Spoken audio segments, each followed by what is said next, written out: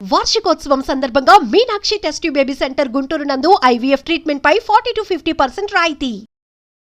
నమస్కారం, welcome to Suman TV. నేను గీతాంజలి. అఖండ ధనప్రాప్తిని కలిగించి శత్రు నాశనం చేసి అకారణ భయాలను తొలగించే ఆ వారాహీమాత నవరాత్రులు, అసలు ఈ గుప్త నవరాత్రులను ఎవరెవరు ఆచరించవచ్చు, అమ్మవారిని ఎలా ఆరాధించాలి, ఏ విధమైన పూజను చేయాలి, ఎటువంటి నైవేద్యాలు అమ్మవారికి సమర్పించాలి, ముఖ్యంగా నవరాత్రులు అంటే 9 రోజుల పాటు ఒక్కొక్క రోజు అమ్మవారిని ఏ విధంగా ఆరాధించాలో మీకు తెలియజేసే ప్రయత్నం చేస్తున్నాం. ఇప్పటివరకు ఈ వీడియో అంటే ఇటువంటి ఇన్ఫర్మేషన్ మీరు ఎక్కడా చూసి ఉండరు.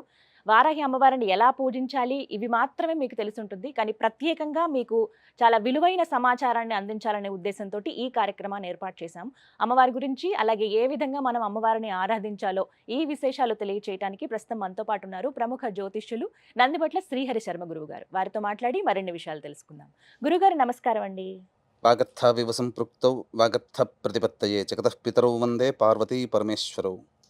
సదాశివసమారంభాం శంకరాచార్య మధ్యమాం అస్మదాచార్య పర్యంతం వందే గురు పరంపరాం.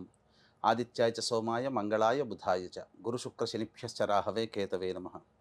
శృంగేరి పీఠాధిపతులకి, కంచి పీఠాధిపతులకి నమస్కారములు తెలియజేసుకుంటూ కార్యక్రమాన్ని ప్రారంభిద్దాం.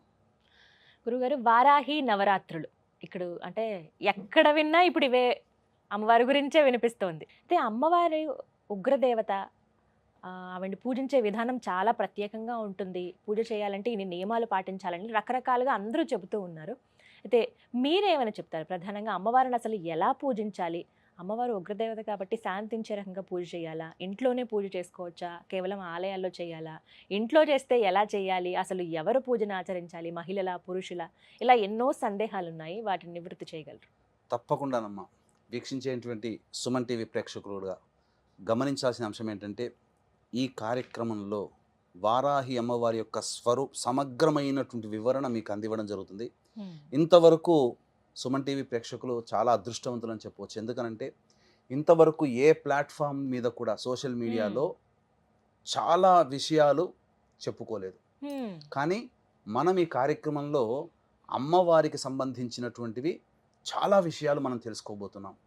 అమ్మవారికి ఇప్పటి వరకు మీరు కని విని ఎరగనటువంటి, అనగా చాలా పురాణాల్లో రహస్యోక్తంగా అమ్మవారిని పూజించిన వారు ఏ ఏ పదార్థాలతో పూజించారు, నైవేద్యం పెట్టారు, ఏ విధంగా అర్చన చేసుకున్నారు, ఏ ఏ విధంగా అమ్మవారిని ఉపాసన చేశారు, ఎటువంటి ఫలితాలు పొందారు అనేటువంటి విషయాన్ని ఈ రోజున నాకు అమ్మవారు పలికించినటువంటి జ్ఞానాన్ని వీక్షించే ప్రేక్షకులు, మన సుమన్ టీవీ ప్రేక్షకుల కోసం తెలియచేస్తున్నానమ్మా.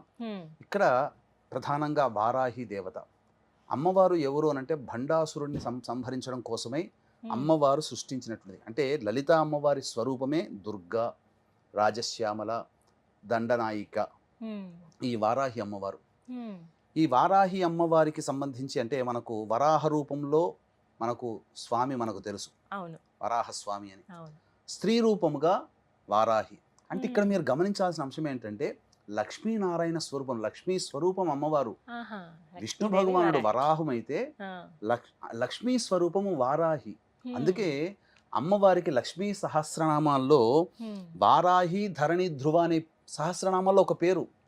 కాబట్టి సాక్షాత్తు లక్ష్మీ స్వరూపము వారాహి అమ్మవారు. ఈ అమ్మవారిని కొలిచినటువంటి వారికి శత్రు నిర్మూలన, కోర్టు కేసులు నివారించడం, ముఖ్యంగా ధైర్యం వస్తుంది. ముఖ్యంగా ఈ సస్యాధిపతి అమ్మవారు, ఆషాఢ మాసం కదా, రైతులందరూ పొలం దున్నుకుంటారు. ఇది సస్యాధిపతి, పంట పొలాల్లో పంటలు బాగా పండుతాయి అమ్మవారిని పూజించిన రైతులకి. అలాగే అన్నిటికంటే మించి శత్రుంజయము.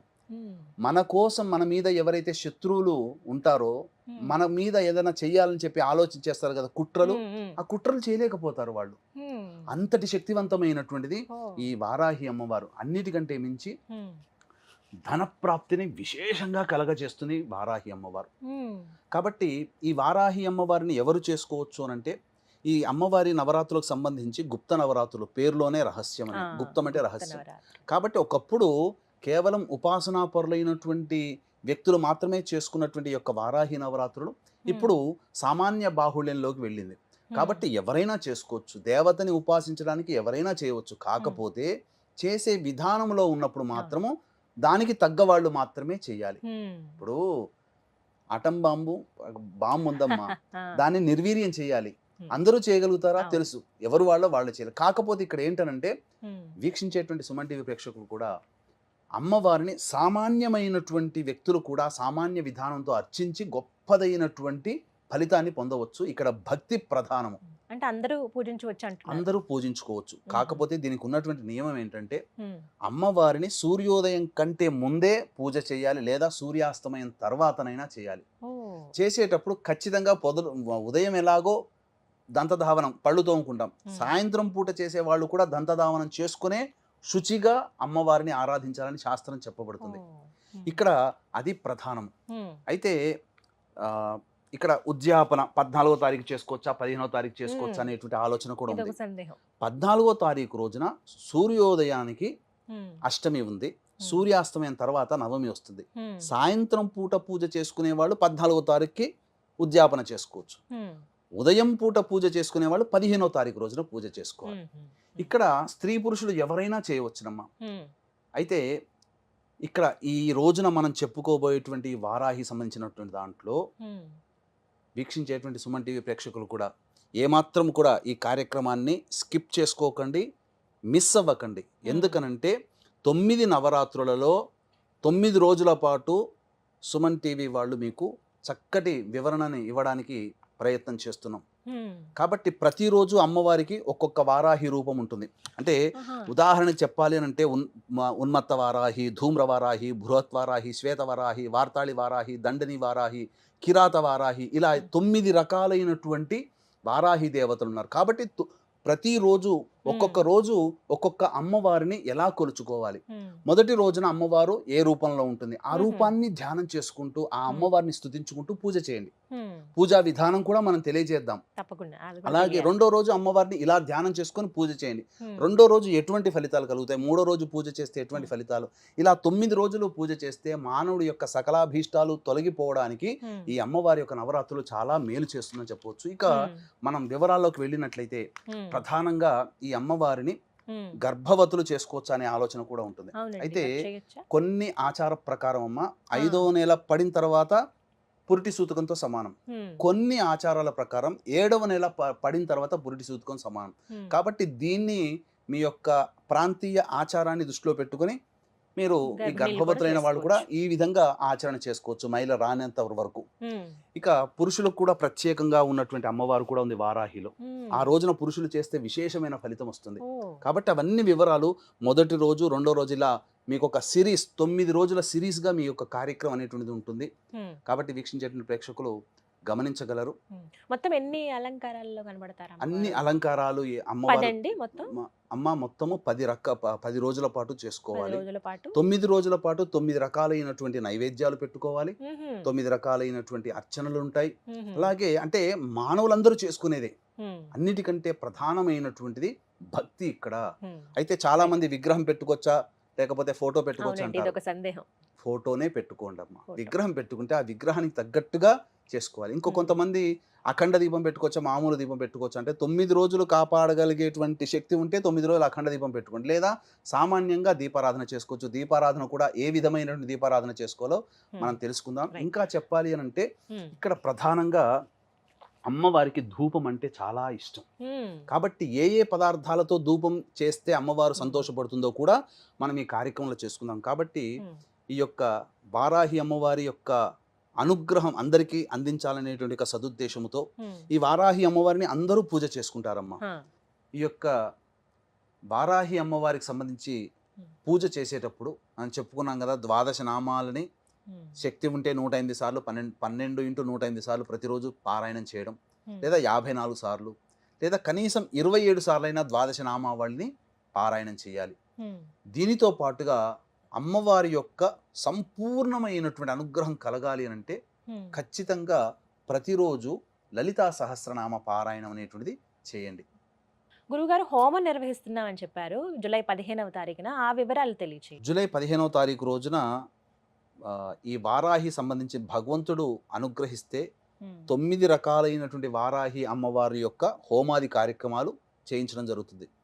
లేదా ఖచ్చితముగా వారాహి అమ్మవారి హోమము, ప్రత్యంగిర హోమము, బగళాముఖి హోమము, రాజశ్యామల హోమములు ఖచ్చితంగా కేవలం 1500 రూపాయల రుసుముకుతో ఈ యొక్క హోమాది కార్యక్రమాలు జరిపించడం జరుగుతుంది. ప్రధానంగా ఆ 15వ తారీఖు రోజున రాత్రి 9 గంటలకి కార్యక్రమం ప్రారంభమవుతుంది. కాబట్టి వీక్షించేటువంటి సుమన్ టీవీ ప్రేక్షకులు సాయంత్రం 7 లోపల వరకు కూడా గోత్రనామాదులు నమోదు చేసుకునే అవకాశం ఆ 15వ తారీఖు రోజున 15వ తారీఖు వరకు కూడా ఉంటుంది. అవకాశం ఉంటే ముందుగానే ఈ యొక్క కార్యక్రమం చూసినప్పుడు వెనువెంటనే చేసుకోవాలనే సంకల్పం ఉంటే వెనువెంటనే చేసుకోండి. ఈ హోమంలో పాల్గొనడం ద్వారా శత్రునాశనం జరుగుతుంది, ధనప్రాప్తి కలుగుతుంది, ఉద్యోగం లభిస్తుంది, కోరిన కోరికలు లభిస్తాయి. ముఖ్యంగా భూగృహ వసతులు ఈ అమ్మవారిని పూజించడం ద్వారా కలుగుతుంది. సకల సంతోషాలు కలుగుతాయి. ముఖ్యంగా భయముతో కూడుకున్నటువంటి జీవితం మన నుంచి వెళ్ళిపోతుంది. ధైర్యంగా బతకగలుగుతాం.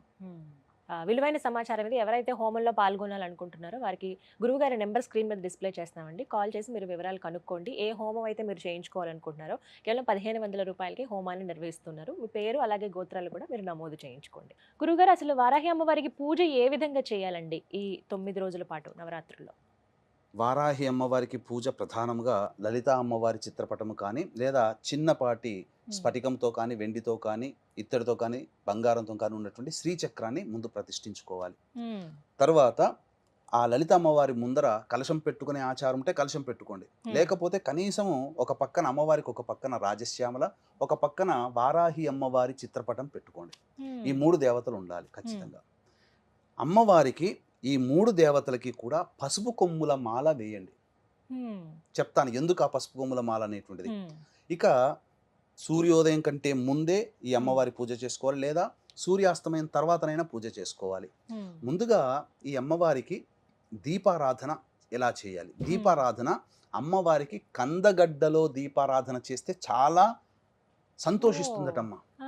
కాబట్టి కందగడ్డ దొరుకుతుంది కదా, దానిపైన చక్కగా కడిగి దానిపైన కొద్దిగా చెక్కు తీసేసి దాంట్లో మన దీపపు కుంది ఎలా ఉంటుందో ఆ విధంగా కందగడ్డను చేసుకోవాలి, కొంత తీసేసుకోవాలి. అందులో ఇప్ప నూనెతో కనుక అమ్మవారికి దీపారాధన చేస్తే ఇంకా సంతోషిస్తుందట. కాబట్టి విప్ప నూనెతో దీపారాధన చేయండి. చేసిన తర్వాత ఈ అమ్మవారికి ప్రధానంగా నీలి రంగు ఆవాహన చేసుకుంటారు కదా, అర్చన అవన్నీ చేసుకుంటారు కదా. ఈ అర్చనలో భాగంగా నీలి రంగు పుష్పాలతో కానీ, అంటే నీలి రంగు చామంతి, శంఖపుష్పి నీలి రంగు, లేదా ఈ విప్ప పూలతోనైనా కానీ అర్చన చేస్తే అమ్మవారు చాలా సంతోషిస్తుందట. ఇక ప్రధానంగా గమనించుకున్నట్లయితే నైవేద్యాలలో ఏం నైవేద్యాలు పెట్టాలని చాలా మంది అంటుంటారు.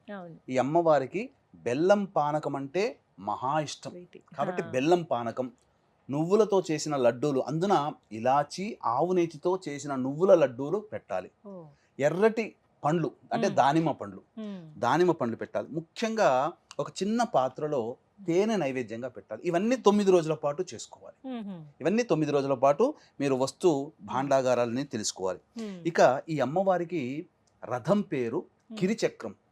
అంటే ఈ అమ్మవారి పూజ చేసేటప్పుడు అమ్మవారి యొక్క దేహాన్ని, రూపాన్ని మనసులో ధ్యానం చేసుకుంటూ 1000 మంది వరాహములు లాగుతుండగా అమ్మవారు ప్రయాణిస్తుందట.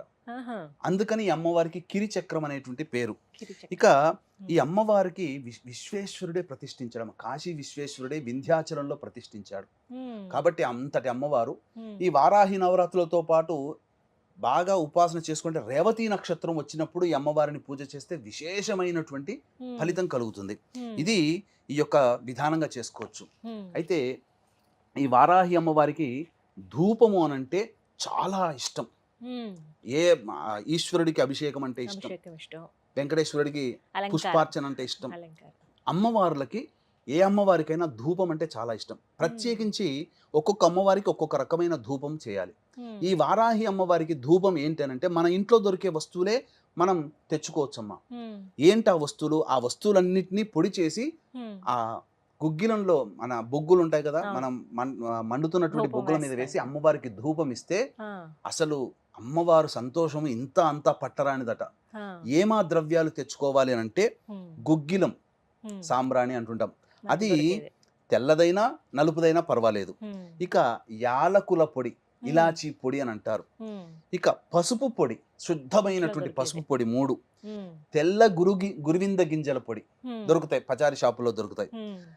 ఇక్కడ ఇది మాత్రం దొరకకపోవచ్చు. తెల్ల ఈశ్వరి వేరు అని అంటారు, అది దొరకకపోవచ్చు. సాధ్యమైనంత వరకే మీరు తెచ్చుకోండి, ప్రయత్నిస్తే దొరుకుతాయమ్మా. తెల్ల ఈశ్వరి వేరును దంచి పొడి చేసుకోవాలి. ఇక తెల్ల జిల్లేడు పువ్వుల పొడి, తెల్ల జిల్లేడు పువ్వుని తెచ్చుకొని దాన్ని నీడను ఆరబెడితే పొడి చేసుకోవచ్చు.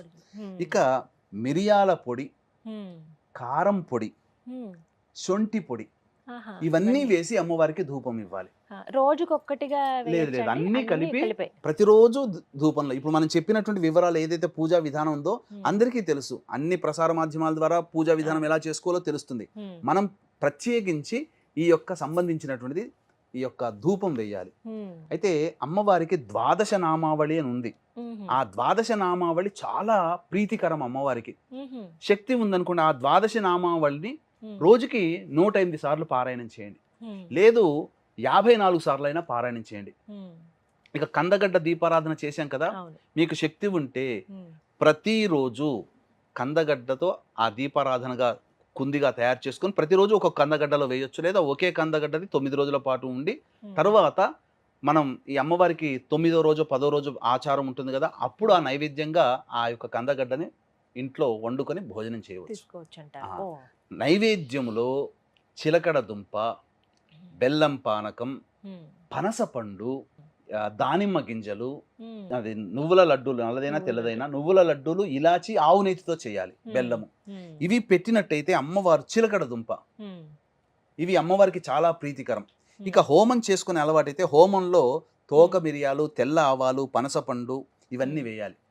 ఇక అమ్మవారికి తాంబూలం సమర్పించేటప్పుడు పచ్చకర్పూరం, జాపత్రి, జాజికాయ, ఇలాచి, లవంగాలు, ఇలా సుగంధ ద్రవ్యాలు, జవ్వాది, ఇలా కలిపి, జవ్వాది పొడి ఉంటుంది, కలిపి అమ్మవారికి తాంబూలం పెట్టి తర్వాత మీరు చేసుకున్నటువంటి ఆ పదార్థాలు ఏదైతే ఉన్నాయో ఆ తాంబూలం పూజ చేసుకున్న వాళ్ళు సేవనం చేయొచ్చు, నైవేద్యం కూడా అందరూ తినవచ్చు. ఈ విధంగా పూజా విధానం అన్నమాట. పూజా విధానం చాలా చక్కగా వివరించారండి. ముందుగా అందరూ ఇవి తెలుసుకోవాలి, ఇవి 9 రోజుల పాటు అందరూ ఆచరించవలసినవి. ముందుగా 9 రోజుల పాటు మనం చెప్పినటువంటి విధానంగా అమ్మవారిని ఆ విధంగా ధూపము, నైవేద్యము, దీపారాధన, అర్చన, ఇవన్నీ మనం చెప్పినటువంటి వస్తువులతో చేస్తే చాలా విశేషం. ఇక మనం 9 రోజులలో 9 రోజుల పాటు ఒక్కొక్క అమ్మవారు ఏ రూపంలో ఉంటుంది, ఏ రూపంలో ధ్యానం చేసుకొని అమ్మవారిని పూజించాలో కూడా తెలుసుకుందాం. ఇప్పటి వరకు పూజా విధానం ఎలా చేయాలి, ఏ నూనెతో దీపారాధన చేయాలి, ఎటువంటి నైవేద్యం అమ్మవారికి సమర్పించాలో తెలుసుకున్నారు కదా. మరి నవరాత్రుల్లో ఒక్కో రోజు అమ్మవారు ఏ రూపంలో మనకి దర్శనమిస్తారు, మరి ముఖ్యంగా ఆ రోజున ఏ విధంగా పూజ చేయాలి, ఒక్కో ఎపిసోడ్ ద్వారా మీకు అందించే ప్రయత్నం చేస్తున్నాం. ముందుగా మొదటి రోజు వారాహి అమ్మవారిని ఏ విధంగా పూజించాలో తెలుసుకుందాం. గురుగారు, మొదటి రోజున అమ్మవారిని ఉన్మత్త వారాహి రూపంలో మనం కొలుచుకుంటాం. ఈ వారాహితో పాటుగా ఇంద్రాణి దేవిగా కూడా కొలుచుకోవచ్చు. అంటే కొంతమందికి లలిత నవరాత్రులు చేసే అలవాటు ఉంటుంది కదా, అందులో అంటే సప్తమాతృకలను కూడా ఉన్నాయి కదమ్మా, ఇంద్రాణి దేవిగా కూడా కొలుచుకోవచ్చు. ప్రధానంగా ఉన్మత్త వారాహిగా కొలుచుకోవాలి. అయితే ఈ ఉన్నత వారాహి ఎవరయ్యా అనంటే వరాహములో ఉన్నటువంటి స్త్రీ వరాహం, అంటే ఆడవరాహము చెప్పబడి ఉంది శాస్త్రంలో. అయితే ఎలా ఉంటుందట, 8 భుజాలతో ఉంటుందట అమ్మవారు. ప్రతి భుజంలో దంతం అంటే పన్ను, అలాగే ప్రతి భుజంలో ఒకవైపున కమలం పెట్టుకొని ఉంటుందట ఈ అమ్మవారు. అలాగే గేదె, దున్నపోతు గేదె అని అంటారు కదా, గేదె వాహనంగా చేసుకొని ఉంటుందట ఈ అమ్మవారు, ఈ ఉన్నత వారాహి అమ్మవారు. ఈ అమ్మవారికి నైవేద్యం ఏంటనంటే మనం ఇంతకు ముందు చెప్పుకున్నాం కదా, తేనె, పనసపండు, బెల్లం పానకం, దానిమ్మ గింజలు, అలాగే నువ్వులతో లడ్డూలతో చేసినటువంటి, ఇలాచితో కలిపి, ఆవు నెయ్యితో కలిపినటువంటి నువ్వుల లడ్డూలు, చిలకడ దుంపలు, కందగడ్డ, ఇవన్నీ నైవేద్యంగా పెట్టారు కదా. వీటితో పాటుగా మీకు శక్తి ఉంటే మొదటి రోజున పాలతో చేసిన నైవేద్యం పొంగలి నైవేద్యంగా పెట్టాలి. అయితే ఇక్కడ ఈ అమ్మవారి యొక్క శక్తి ఎంతటిదనంటే, ఈ అమ్మవారిని ఉన్మత్త వారాహిగా మొదటి రోజు పూజ చేసుకునేటువంటి వాళ్ళకి ఆ అమ్మవారు ఎన్ని కష్టాలు వచ్చినా విడిచిపెట్టదటమ్మా, వెన్నంటే ఉంటుంది, నీడలా వెన్నంటే ఉంటుందట. కాబట్టి ఆటంకాలు, ఆపదల నుంచి ఈ ఉన్మత్త వారాహిగా రూపంగా అమ్మవారిని భావించి పూజ చేసుకున్న వాళ్ళకి ఆటంకాలు, ఆపదల నుంచి రక్షిస్తుందట, జీవితంలో స్థిరత్వాన్ని ఇస్తుందట, శాంతిని కలిగిస్తుందట, ధనవంతులను చేస్తుందట, ధైర్యాన్ని ఇస్తుందట, శత్రు నాశనాన్ని కూడా చేస్తుందట. అంటే ఇక్కడ మనిషి శత్రు నాశనం కాదమ్మా, మన మీదకి ఎవరైనా కానీ శత్రుభావంతో ఉండి మనకేదైనా కుట్రలు చేసే వాళ్ళు ఉంటారు కదా, ఆలోచన. లేదా ప్రయోగాలు చేసేవాళ్ళు ఉంటారు, వాళ్ళ ఆలోచన ఆగిపోతుంది. ఉమ్, అంతే తప్ప మనిషిని ఇక్కడ విశేషంగా ఈ పూజ చేసినప్పుడు ఎవరికో ద్రోహం జరగాలనే పూజ జరగకూడదు, మనకు మంచి జరగాలనే అంతే భావంతో కదండి. పూజ చేసుకుంటే ఆ, తప్పకుండా ఉమ్, వీరికి మంచి జరుగుతుంది. ఈ ఉమ్, విధంగా ఉన్మత్త వారాహి రూపంలో మొదటి రోజున ఎవరైతే కొలుస్తారో ఉమ్, వారికి ఆ అమ్మవారు నీడలాగా వెంటాడి రక్షిస్తుంది అని చెప్పడంలో ఏమాత్రం సందేహం లేదని చెప్పవచ్చు. అలాగే వీక్షించేటువంటి ప్రేక్షకులు 15వ తారీఖు రోజున అమ్మవారికి సంబంధించినటువంటి హోమాది కార్యక్రమాలు 1500 రూపాయలకే నమోదు చేయించడం జరుగుతుంది. అవకాశం ఉన్న వాళ్ళు కార్యక్రమ తదనంతరం కాంటాక్ట్ చేయండి. అలాగే ఎవరైతే నవరాత్రులు పూర్తి చేసుకుంటారో అమ్మవారిని, వారాహి అమ్మవారిని కొలుచుకుంటారో ఇలా మొదటి రోజు నుంచి 9 రోజుల పాటు, చివరి రోజున గురువుగారు హోమం తలపెడుతున్నారు. ఆ కార్యక్రమంలో మీరు పాల్గొనాలనుకుంటే స్క్రీన్ మీద కనపడుతున్న నెంబర్స్కి కాల్ చేసి మీ పేరు, గోత్రాలు నమోదు చేయించుకోండి.